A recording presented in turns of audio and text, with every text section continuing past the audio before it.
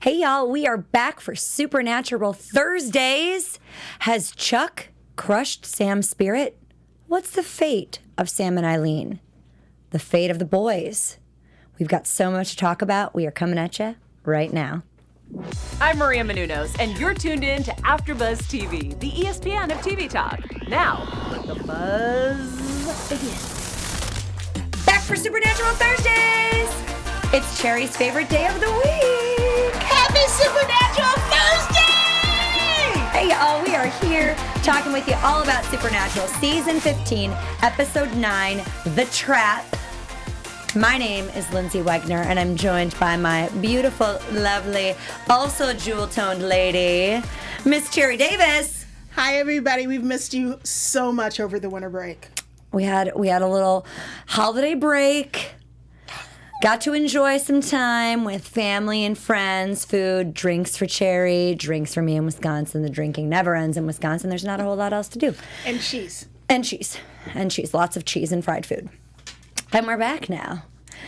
We're back, and we're ready to talk about Supernatural. I know you guys have been, tweeting me over the break, and Cherry's been keeping everybody informed of what's going on, and there's promos, and there's talks, and there's going to be a lot of tears, I think, coming up in the next, 10, 11 episodes that we've got left this season. Today's episode was really hard. We're going to talk about Chuck and Sam, and Chuck really writing this ending, Cass and Dean being in Purgatory, a true apology, these flashes, and so much more. But first, Cherry, I want to hear what your initial thoughts about the episode were. This was a really dark episode. I mean, there were some moments of levity and forgiveness, but watching it was just one of those episodes where I'm like, this is the final season of Supernatural. And it was a hard episode for me to watch as a fan, loving the brothers, hating Chuck. Hate you. And of course, I'm totally sick of Eileen, so bye-bye. You're sick of Eileen? Sick of her stealing my man. You keep away from him. He's my boyfriend. Do you think, and I've noticed this in a lot of shows that come up in their, series finale and their season finale, and even a couple episodes before the show ends, that they're way more emotional. And I think those tears are just a big part of the fact that the show is ending. And so it's easier to pull that emotion from that. Do you feel like the boys are internalizing? I think so. And I almost wonder if some of these episodes when they were filming is reiterating when they did the goodbye video for all of us and they felt that pain, that sadness. And they're saying goodbye to each other every single episode. And we're saying goodbye to them. And there's so many trails and branches from the 15 years the show's been on that everyone isn't going to be happy because they can't answer every single question. But I love how the executive producers and the writers are focusing on the big stories that we really need closure on and bringing our Castiel back into the fold. And Dean finally admitting he was wrong that was a big one. Just watching him by himself in that prayer, I was like, I had to tweet, can we all find a man that loves us as much as Dean, that even when he's angry and he doesn't want to let you go or say anything, in the end he admits it and says, I'm sorry. Really feels that was like a really, they better get nominated for an Emmy because this was really a really good yes, one. absolutely. They are knocking it out of the park this season, which we knew was going to happen. Okay, so let's get into the episode. We've got Dean and Cass in Purgatory. They're searching for this Leviathan flower, and they actually find out it's a blossom. You have to kill one of these things that's there for it to rot and then grow. And it's all a trap. Angel trap. An angel trap. And It's a Eve has some business. Anger issues, girl. You need some counseling. It was With a long Cass. time ago. Let it go. But this is where Cherry and I had a moment. And like I said, y'all, there were a lot of tears in this episode. This was not the first time I cried. There was something else, I believe, that came up before this. But they're in the angel trap. They knock Dean out. Cass is gone. There's 30 minutes left before the the crack, the opening the doorway closes in Purgatory and they can't get back out. They have 30 minutes. And Dean is almost losing hope. And that takes a lot. And it takes a lot. And he starts praying, like Cherry said. And we all want a man that can admit, or a woman that can admit and go, I get angry sometimes. I shouldn't have let you go. I should have come after you. You're my best friend. And he's just sitting there and praying. And I'm going, okay, this is all right. And I like wrote down, and he admitted that he was wrong. And he's like, I wrote tears. I can't. It was so good. And when he falls down. And when he gets down and kneels. I was like, oh, you're just so hurt. And he still hasn't gotten over everything that's happened the last couple of years. And he knows he did Jack wrong. He knows he did Castiel wrong. But he doesn't like to admit he's wrong. It's his way, or he's just not going to talk about it, and he'll just get some beer and chill out. And Castiel was still angry because when they were getting ready to cross over and he went to go save his brother, he said, no, we have no time for that. We need to go to Purgatory. And he was like, we have no time for your stupidity. Well, like, and wow. Even Cass admitting earlier saying, it's my fault about Benny, and Dean knows he's sorry, and and Cass is like, you just didn't want to hear my apology. So they already have this moment before where there's still tension. Oh, yes. And there's still frustration between the two of them. So to see Dean kind of come full circle and fully embrace the fact that, Cass did this and, it was an accident. It was a mistake. Dean forgives him. Of course he does. Yes.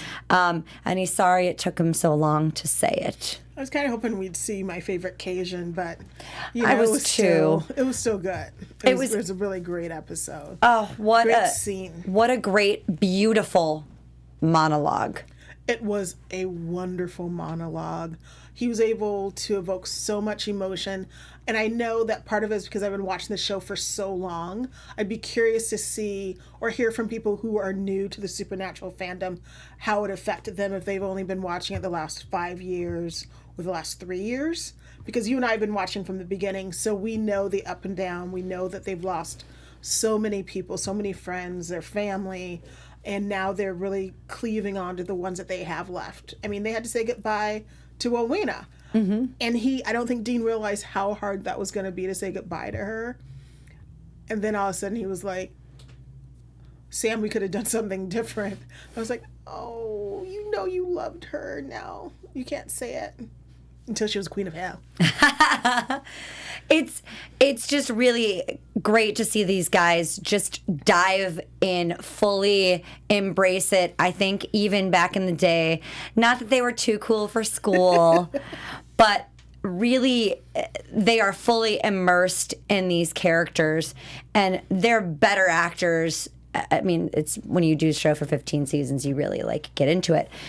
They're better actors for the show.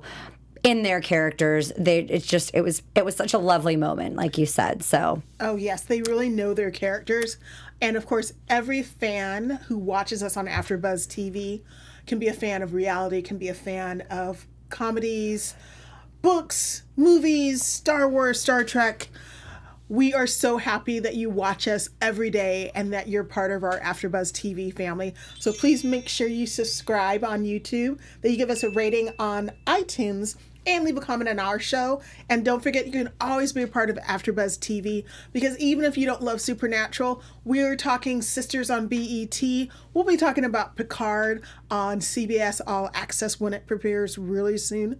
And of course, we're all about the housewives. So if there's something that you love and that you're watching on TV, we love it too. Make sure you join us and subscribe and join us live in the chat and leave a comment. Thank you so much for being part of the AfterBuzz TV family. Thank you. Thank you. And you know what? Dean has 2 minutes left, and Cass appears. And he's been beaten up, but he got the flower. It's a little smooshed, but he's got it. He got the flower, and I yelled at the TV, if you don't get that gosh darn flower, Dean, when y'all came over there for that, I will slap you. Well, I'm like, you're sitting there wasting time. Do the apology. I heard your prayer later on. Stop wasting wasting time. You got 2 minutes left. Get out of here. Grab a blossom and go. Get the heck out of Dodge and get home. And Do then your walk of shame like everybody else does and just head on home. So they start doing the spell, and Cass has to take the mark. Yeah. Because Dean already has the mark. And it's the only way. The spell goes into this little orb, and Sam or Dean will have to destroy it because Cass is taking this mark. Yes. And I'm scared about the mark because there's foreshadowing with we saw some conversation. major foreshadowing. So let's get into what's been happening with Chuck and Sam, and then we'll come back to what happens now that they have the spell created. Supernatural always keeps pulling us back. Oh, we're gonna get into what happens when the spell and they meet up with Chuck and Sam. And guys, it's not pretty. It doesn't really go real well. But we're gonna make you wait. Does everything ever go according to plans with our boys? For these guys, never. Nope, not happening. So they're in Nebraska at the casino that Chuck's been at. Eileen is there with him, and we find out that Chuck's actually kind of been writing this story. He's helping Eileen find the bunker, finding romance with Sam, the spell. Everything is all kind of under his guidance. Yeah. His puppeteering. Web of trouble. And, like we've talked about, Chuck really hates missing his favorite show. So, and since he hasn't been able to see Sam, well, now he's going to try and get after this little wound here with this scalpel. Try and fix it. And fix it. But the thing is, and because all good things must end, he can't do it. He's a watcher. He's a watcher. He can't do the dirty work. And they're really going, I'm like, okay, you guys stop baiting him. Stop pushing him right now because he's going to do something worse. Like he's going to make Eileen disappear into dust. Eileen opened up her big mouth. It's like, shh. You're pathetic. I mean, he is. Oh, yeah. But you don't tell your captor that. You don't tell Chuck that. You have to appease in the moment so you can escape. Play nice. Play nice. Well, Chuck doesn't like it, so he makes her take the scalpel and start going after and digging in the wound. And Sam's like, "What? You're gonna wait for me to bleed out and then create me all over again, so that you can keep doing this like your little play thing, like his toy, like a mouse, like a cat with a mouse." So once he starts seeing this, he actually does stop the action and turns the wound back into what it was. So he's not bleeding out anymore, and he's like, "Wait a second, hold on. You have hope. You think Dean and Cass are going to come back and you guys are all going to be the heroes." And I'm like, yeah, of course they are. Why wouldn't they? They're going to save the day. Why wouldn't they save the day? Do you think they're going to save the day? No. No, they're not going to save the day. No. So, Sam, your hope is misplaced. And I'm going to show you how bad it can really get.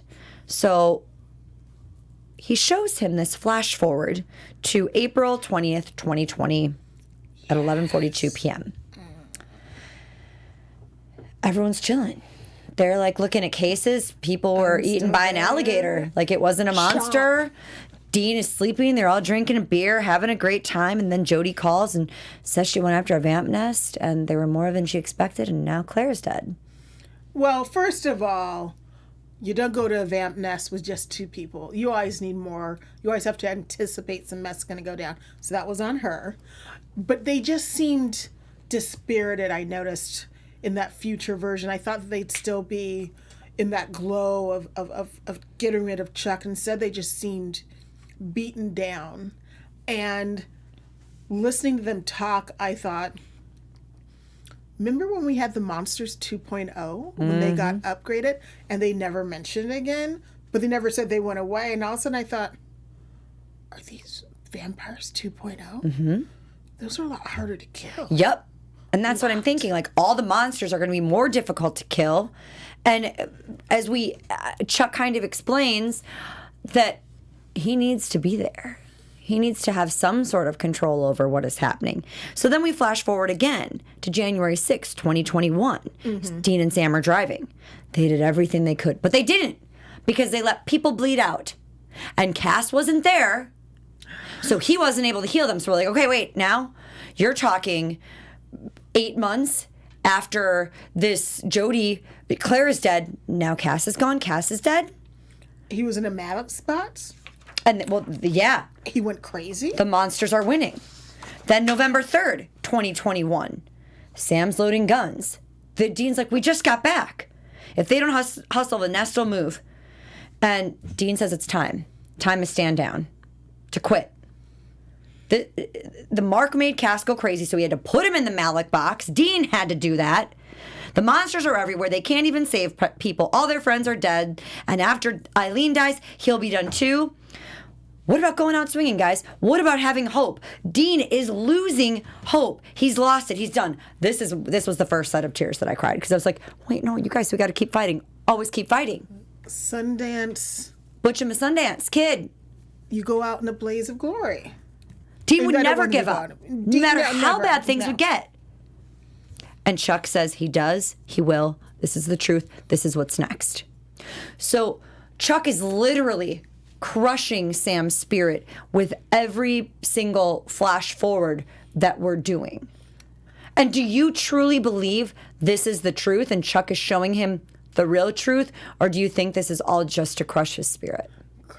Chuck's a manipulative douche nozzle. So I don't believe a word he says. Really? No. I think he's up to something. He's manipulating him because he was too hopeful. He hasn't had the final leg pushed out from under him, and he was holding on to the power. Because I couldn't figure out why they couldn't just remove the shard with the knife anyway. Mm-hmm. And he wasn't trying to remove it. He was just poking the wound. Digging in there. Dude, that's not how you do that. And I was like thinking, well, that's kind of weird. And then I realized something is going on. And Chuck is doing what Chuck does, which is writing a story and making the boys perform in a way that he wants to entertain himself and to get them to do what he wants.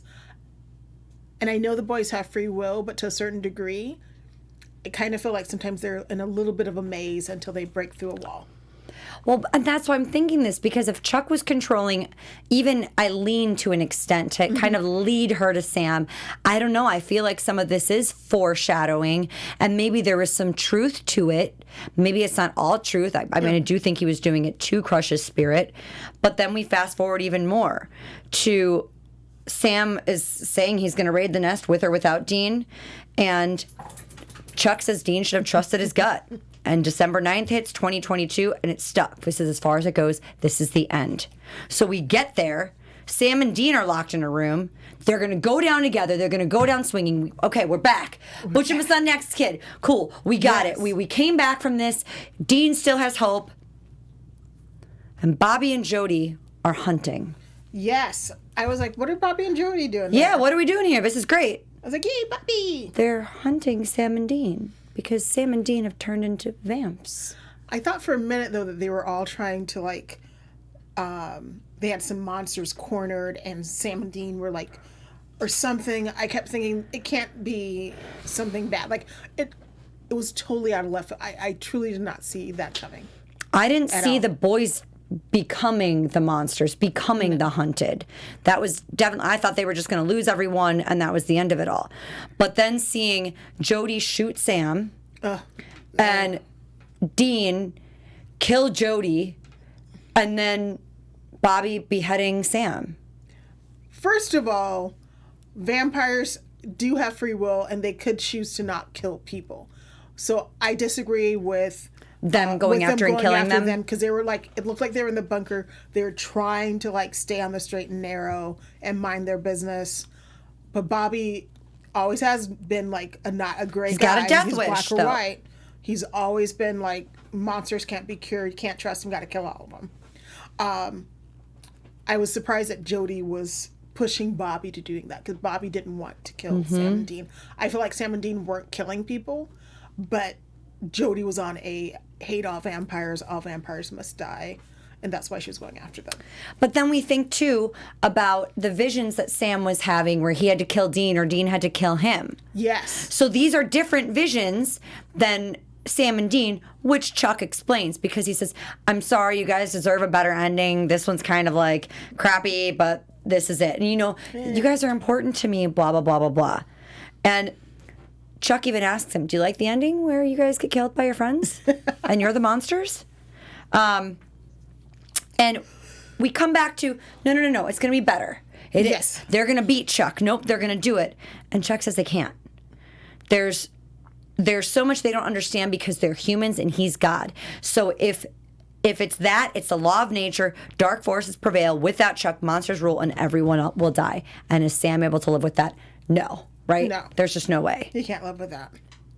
So that puts us to the boys creating this spell. They track down the phone. They find Sam and Eileen in Nebraska. They find Sam. Eileen comes out and she's being, puppeteered by Chuck. And Dean hits Chuck, which I think we all were like, yes, this is great. Punch Chuck. And Chuck knocks Dean down. Surprisingly strong punch. And they toss the orb to Sam, who can't smash it. Sam still, to a certain degree, believes Chuck, and that is an issue. He drops it. The wound flashes. Sam has lost hope. And that is how Chuck was able to regain his power then, which is Sam losing hope. Oh. That was bad. It's bad news that Chuck is back on full power. But for Sam to lose his hope, Sam never really loses his hope. But then again, Sam was alone for a while. As much as he might like Eileen, it's not the same connection he has with Dean or Castiel or Bobby, who will keep his spirit up and have that connection to sort of like, almost like a battery charger. Mm-hmm. And with her, they're just not as connected. Yay, bye Eileen. Well, Dean asks, what are you doing holding out for this big finish? And this is where Chuck explains that those visions, those were just memories. They were other Sam and Deans. They were other worlds. And I'm thinking, wait, what? So if that's the case, and he's been showing them that, what's to say that these aren't the Sam and Deans in the other worlds as the vamps? Yes, it is the vamps. That was a vamps version. So I do think to an extent, Chuck is just showing them what he wants to show them. Yes. This isn't fully the truth, and maybe defeating Chuck isn't a bad thing. Maybe monsters won't rule. We don't know. We don't know the odds of it. This is... Chuck's not the only god. Amara is there. She's God. Which she's going to have to go up against Chuck now at full power, and he's probably not going to be happy that she didn't help him out. Yeah. So he's going to punish her in a certain way, too, I think. I think there's going to be a little battle. But we'll get to predictions after this. Dean tells Chuck to go back to his Earth and play with his other toys because they will not give Chuck the ending he wants, and then he disappears. He blinks out like the douche novelist he is. And then this is Cherry's favorite part of the episode. Sam saying goodbye to Eileen. She's packing up. She's leaving. Bye, girl. Sam wishes she could stay. She does too, but after what happened, she's not sure what's real anymore. And he grabs her and he kisses her so tenderly. And it was such a beautiful moment. And she melts into it for a second and she thinks, and you can feel it as a viewer. She wants to stay. She just can't. She was manipulated there. She doesn't know if it was real or not. Sam says it's real, but she was like a mouse with some cheese being gestured in front of her to follow different crumbs until she gets to Sam. And I think even in previous seasons when we first saw her, she always found Sam attractive. Yes, and I think definitely it was real for Sam. Maybe it wasn't entirely real for her, but Sam, I think, really did fall, because right away, the second she came back, there was something between the two of them. Yes. And it was more so coming from him than it was her. He was opening his heart to her. Yes. He was falling. He starts crying. I start crying again. I'm like, wow, it's just a tearful episode. Sam comes into the kitchen where Cass and Dean are, and this was their chance to stop Chuck. But what he showed Sam, he believes that's what would happen. So he obviously thinks it's real, that this isn't a made-up story, that this isn't some fake or false ending or some other Sam or Dean. This is really what's going to happen. And Dean says that's good enough for him. So Dean, being able to understand and forgive quickly. I mean, it's Sam, but forgive quickly is showing that side of Dean that maybe he's having a little bit more reflection like he did with Cass and his prayers. And he's like, all right, Chuck's gone now, but he's going to be back. If they can't kill or trap him, what do they got to do, Cherry? Kick some ass. And find another way. And they always do. That's why it's always Dean and Sam, the Winchester boys. Find any other way. And I figure, okay, well, that's all right. We'll find another way. That's the end of the episode. And I saw in the opening credits that Lisa Barry was on the episode. So I'm going, where is this? Was she not reaping Dean? Because she's got to reap Dean still. So that's not a part necessarily of Chuck's ending. So there's something happening. And we see Jack. Our baby boy is back. Baby boy Jack is back. And she says it's time. It's time. And then the episode goes black. I was like, oh, it's my baby boy. I knew Cherry was going to be so excited for this moment. You know, he does have God abilities, so maybe he can help God us some. 2.0. Y'all, that was good. That was the episode. It's a really good episode. Great episode. So much stuff. I felt like I just watched like 3 hours of a movie. There was just so many things going on. So many, once again, a roller coaster of emotions. So well written. So well written. Well directed by Robert Singer. Really, really great. So, very good. Let's get into our special segment, Cherry. Best kill. Kill. All right, Cherry. What was your best kill of this episode? You know it was my vampire Winchesters. Taking names. Well, you know, my baby boy Sam did get killed. But Dean had revenge. So Dean killing his friend was painful. My favorite kill of this episode, there were multiple. It was them losing hope. Because I really felt it every time that they lost hope and were over it and were done and were giving up. They just killed their spirits. They crushed their souls, and it was so good and it was so raw. And I just hope they have hope. They do. They have hope. But seeing that loss was... It was painful. Hit me in the feels. They're always at their weakest when they're not together. But when they're all together, they recharge, they rejuvenate, and they're back. The boys have forgiven each other.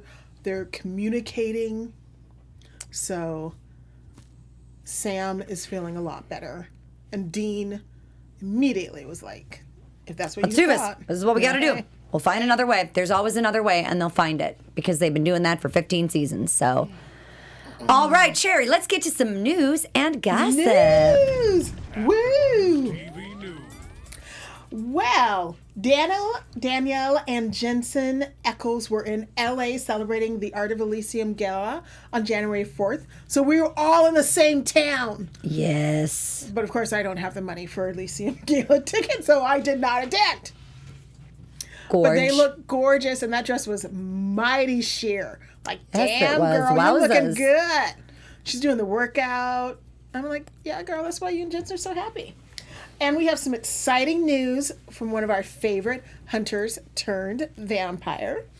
DJ Qualls, who plays Garth, came out as, well, his own truth. He came out on the Jim Jeffries show in San Diego on January 10th that he is gay. And he's proud, and I hope everyone is going to be showing him as much love. I immediately tweeted to him, be yourself, be happy, we love you, no matter what, DJ. Yeah, absolutely. So I'm so happy that he came out and he's feeling comfortable with himself. And he announced that he will be in 2 upcoming creative entertainment supernatural shows, Vegas, March 5th to the 8th, and Nashville, which is his hometown, April 17th to the 19th. So let's all show much love to DJ when you go to the Supernatural Creative Entertainment conventions.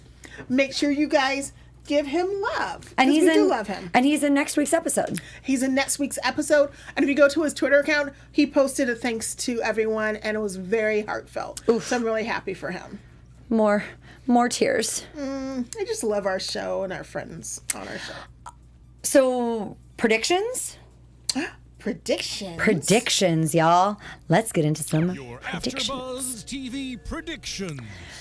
Next week, we see almost an alternative, slightly universe where things are not going well. It is a very good, very bad, no good, rotten day. And this is not just your typical bad day. It's a bad day. Dean's credit card is declined. He's got a parking ticket. He gets kicked in the junk. They're having human problems, according to Garth.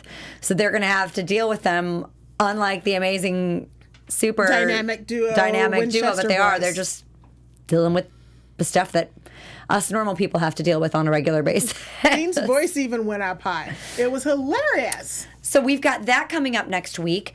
But Cherry, what are your predictions for either next week or the next few episodes, the season? Well, I'm super excited that DJ is going to be back, and that we'll sort of see what happens with Garth. Because last time we saw him, he was in a trunk and he was a vampire. Mm-hmm. And if he's still a vampire, I'm wondering if he's a 2.0 vampire, but he's still Garth. So I really don't believe he's like hitting people. I think he'll be a hunter vampire. Yes. Which would be awesome. And I'm hoping that we'll be seeing our favorite goddess, who will be taking the side of Team Winchesters. Witchy woman. Cold hard witch. Yeah. Predictions for me. I was hoping Rowena would be in this episode. Me too. But hopefully we get a Rowena episode coming up soon. I don't think, maybe not next week. It seems like they got kind of a Monster of the Week situation going on. But after that, I also think we're going to get the return of Amara.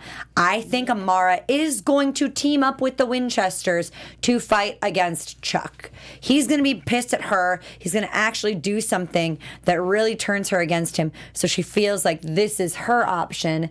Mm-hmm. And they're then a stronger force. Yes. I also knowing now that Billy is back and reaping Jack, she's got to reap Dean. And I still want to know what's going on with Kaya's staff. That's what I said. She needs to come back and curse Dean out because she told him, don't you break my staff. And you know that there's so many more people that we're going to keep getting sightings of coming back and joining the cast as this final season comes to a close in the next couple months. So she's got to return. They can't just stop that storyline. So no, it was a great storyline.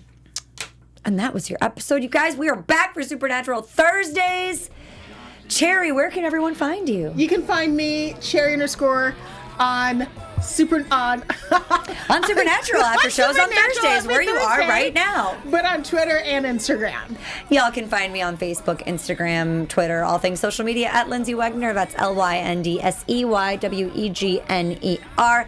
Thanks for joining us here for our Supernatural Thursday. We'll see you guys next week. Until then. Bye. Our founder, Keven Undergaro, and me, Maria Menounos, would like to thank you for tuning in to AfterBuzz TV. Remember, we're not just the first, we're the biggest in the world, and we're the only destination for all your favorite TV shows. Whatever you crave, we've got it. So go to AfterBuzzTV.com and check out our lineup. Buzz you later. The views expressed herein are those of the hosts only and do not necessarily reflect the views of AfterBuzz TV or its owners or principals.